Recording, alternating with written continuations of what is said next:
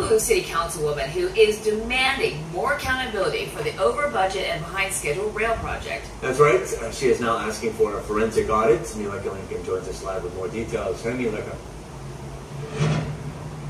Aloha, good morning. Well, of course, the big question is, what is a forensic audit? This is essentially an examination and evaluation of the Honolulu Authority for Rapid Transportation.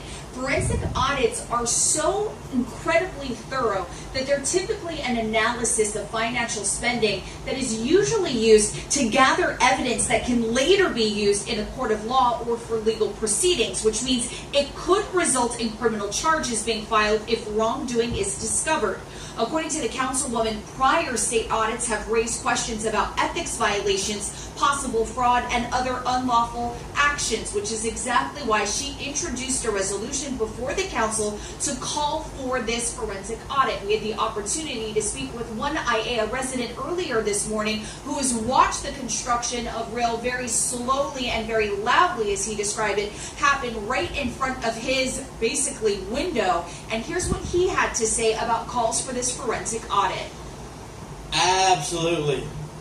I mean, transparency is a good thing. You know, they overspend, they waste a lot of money. And that is a concern for Sean Tate, but he also tells us that with how much they've already spent, he thinks the rail just has to finish, and he hopes that it will be as efficient as they have claimed it will be.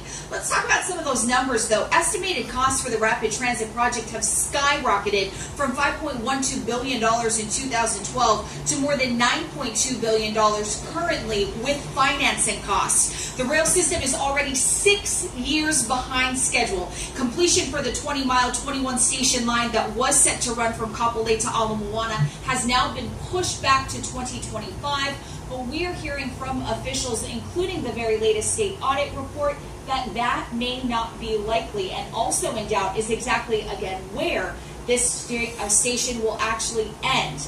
Now, one of the things Councilwoman Tsuneyoshi is asking for is for HART to pay for this forensic audit themselves. That's, of course, if it's approved by the full council. That vote is set for March 8th. Back to you guys.